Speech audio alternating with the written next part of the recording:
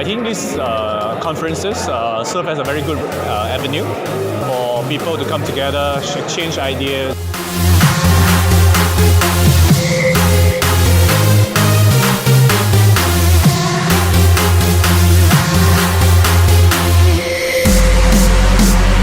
We are here to do pitching. We met with more than 12 companies.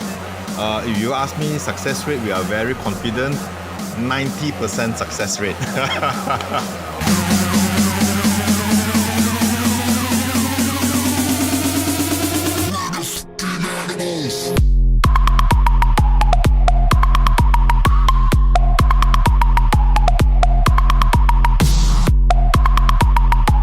So we're today at the Entrepreneurship Conference and it's a pretty awesome day. Hi, I'm Najla from Answer Malaysia. I'm the scouting lead, which means that I'm responsible for looking out for talent coming.